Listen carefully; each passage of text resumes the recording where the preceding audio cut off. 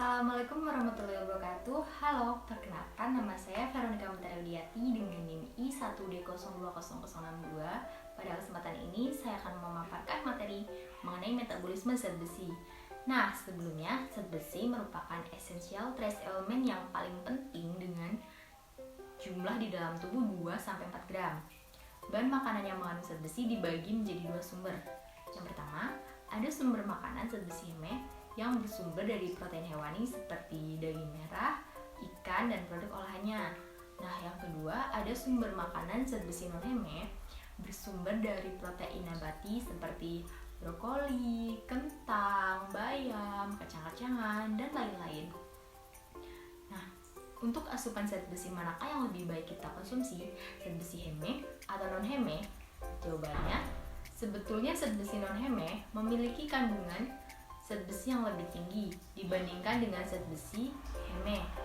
Namun, terjadi penyerapan pada sumber makanan zat besi heme yang lebih tinggi, yaitu sekitar 25%, sedangkan zat besi non-heme hanya 5-10% dapat diserap oleh tubuh.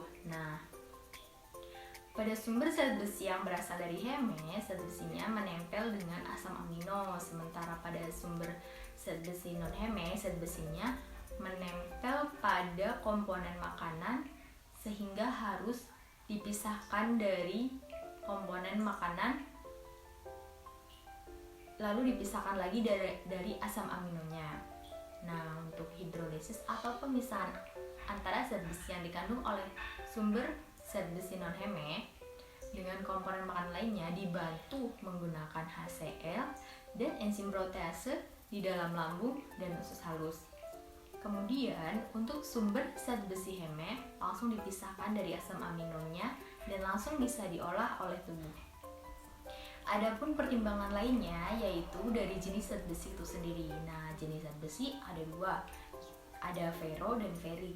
Nah, yang pertama ferro merupakan Fe2+ dan lebih mudah diserap oleh tubuh, sedangkan ferri merupakan Fe3+ dan harus direduksi terlebih dahulu menjadi ferro untuk bisa diserap oleh tubuh kita. Nah, ketika kita mengonsumsi sumber zat besi, maka zat besi yang berjenis ferro adalah yang terdapat di dalamnya.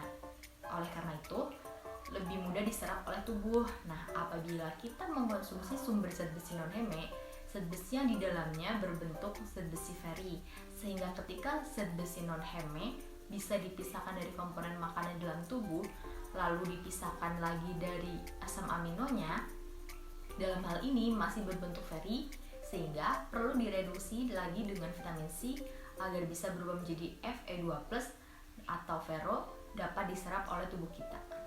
Selanjutnya, saya akan menjelaskan mengenai absorpsi zat besi. Yang pertama, pada sumber zat besi heme. Karena zat besi heme disimpan dalam bentuk hemoglobin yang merupakan campuran antara hem dan globin yang harus dilepaskan terlebih dahulu kemudian dihidrolisis, sehingga ketika zat besi atau hemoglobin telah dipisahkan menjadi heme dan globin, maka zat besi heme akan masuk ke entalase, namun harus membutuhkan carrier, yaitu hem carrier protein 1, di mana dia akan berada pada proksinal sampai ke duodenum. Jadi, ketika heme masuk ke dalam enterosit dengan carrier protein 1 dinamakan absorb aktif karena menggunakan carrier. Nah, kemudian yang kedua pada sumber zat besi non-heme, pertama harus dilepaskan menggunakan reaksi enzimatis atau hidrolisis. Lalu dilepaskan dari komponen makanannya.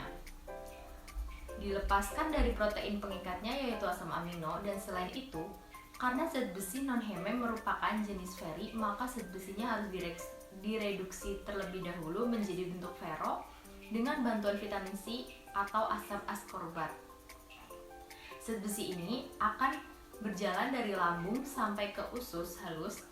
Namun, apabila masih ada ferri yang belum berubah menjadi ferro, dapat bertemu dengan cairan basah pankreas dan bercampur sehingga dapat membentuk ferri hidroksida bersifat tidak larut, cenderung mengendap dan dapat menghambat penyerapan zat besi. Karena masih berbentuk ferri, harus direduksi menggunakan vitamin C untuk menjadi ferro agar mempermudah penyerapan tubuh.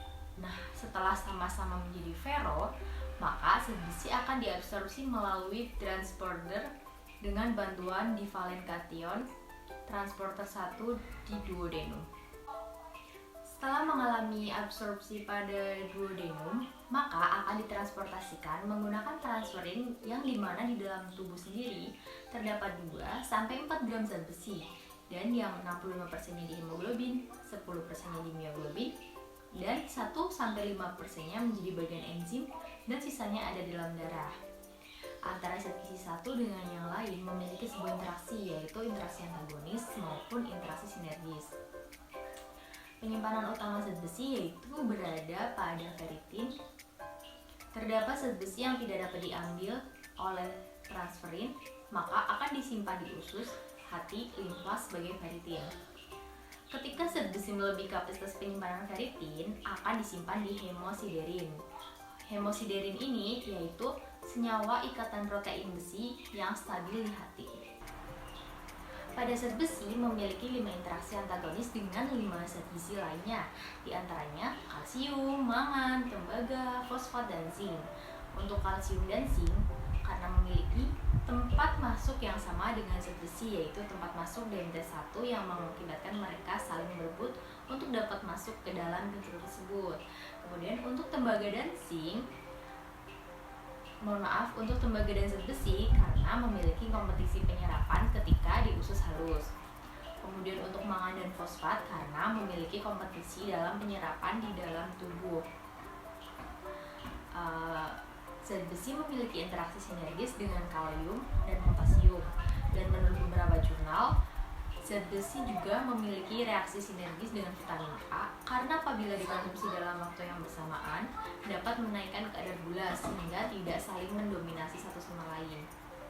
Demikian pemaparan dari saya. Apabila terdapat kesalahan, mohon maaf dan mohon koreksi. Terima kasih atas perhatiannya.